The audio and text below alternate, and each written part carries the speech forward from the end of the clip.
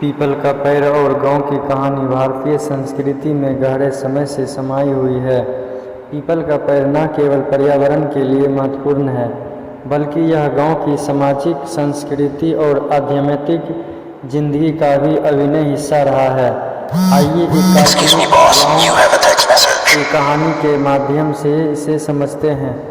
एक समय की बात है, हिमाचल के एक छोटे से गांव सूरजपुर में एक विशाल पीपल का पेड़ था, जो गांव के बीचों बीच खड़ा था। यह पेड़ इतना पुराना था कि गांव के बुजुर्ग कहते थे कि उन्हें दादा परदादा भी इसके नीचे खेला करते थे। पीपल का पेड़ गांव की धड़कन था। यह पंचायत होते थे, बच्चे खेलते थे और त्योहारों पर मेला लगाते थे। गांव की एक छोटी सी लड़की राधा को पीपल के पेड़ से बहुत लगाव था। वह हर शाम अपने दादाजी के साथ वहां बैठती और उनकी कहानियां सुनती। दादाजी बताते, राधा, ये पीपल सिर्फ पेड़ नहीं बल्कि हमारी संस्कृति का प्रतीक है। इसके नीचे लोग अपने दुख सुख बांटते हैं और इसे पूजते हैं, क्योंकि ये हमें ऑक्सीजन देता है और गर्मी में ठंडक देता है। एक दिन शहर से कुछ लोग गांव आए।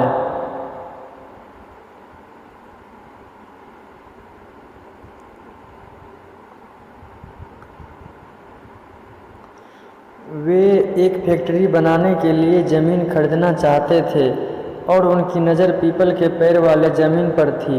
उन्होंने गांव वाले को पैसा का लालच दिया और वह कहा, इस पुराने पेड़ को काट दो, हम तुम्हें नौकरी देंगे। कुछ लोग को लालच हो गए, लेकिन राधा और उनके दादाजी ने इसका विरोध किया। राधा ने गांव के बच्चे को इकट्ठा किया और एक छोटा सा आंदोलन शुरू किया। उन्होंने पीपल के पेड़ को रंग बिरंगी राखियों से सजाया और नारे लगाए, पीपल हमारा, पर्यावरण हमारा। धीरे धीरे गांव के बाकी लोग भी उनके साथ आ गए। बुजुर्गों ने बताया कि पीपल का पेड़ न केवल छाया देता है बल्कि बारिश को आकर्षित करता है और मिट्टी को उपजाऊ बनाता है।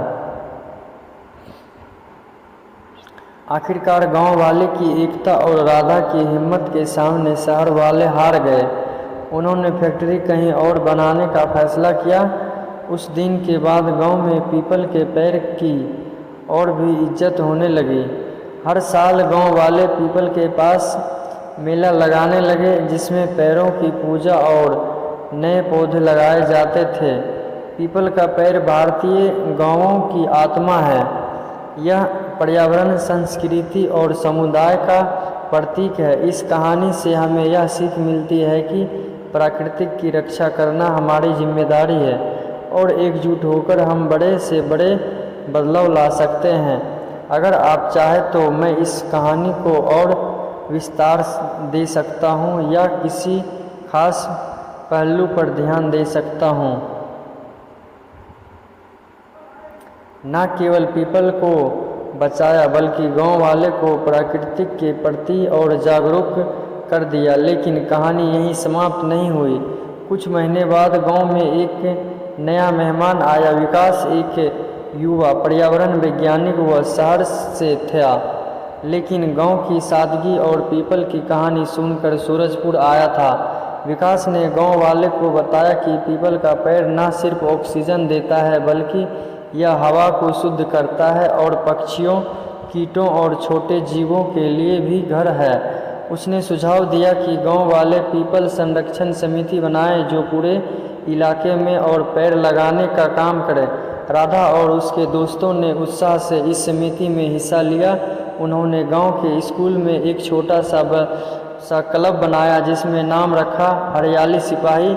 इस क्लब के बच्चे हर हफ्ते पीपल के पेड़ के नीचे इकट्ठा होते और पौधे लगाते, पानी देने और पर्यावरण के बारे में सीखने की योजना बनाते। विकास उन्हें बीच इकट्ठा करने, पौधशाला बनाने से और मिट्टी की देखभाल करने की तरीका सिखाती है। लेकिन हर कहानी में कुछ रुकावटें आती है। गांव का एक धनी जमींदार रमेश चाचा इस बदलाव से खुश नहीं था। वह चाहता था कि गांव की ज़मीन का इस्तेमाल खेती या व्यापार के लिए हो, ना कि पेड़ पौधे की बेकार की बातें के लिए। उनके कुछ लोग को भड़काया और कहा, यह पेड़ पौधे का शौक हमें गरीब बनाएगा, हमें शहर जैसा सड़कें और दुकान चाहिए। राधा और विकास ने हार नहीं मानी। उन्होंने एक अनोखा तरीका निकाला। उन्होंने पीपल के पेड़ के नीचे एक बड़ा समारोह आयोजित किया जिसमें गांव के बाहर से भी लोग आए। इस समारोह में बच्चे ने नाटक किया जिसमें दिखाया कि कैसे पेड़ बारिश लाते हैं, मिट्टी को बचाते हैं और खेत को बेहतरीन करते हैं। विकास ने एक प्रोजेक्शन दी जिसमें बताया कि पीपल जैसे पेड़ कार्बन डाइऑक्साइड सोखकर जलवायु परिवर्तन से लड़ने में मदद करता है।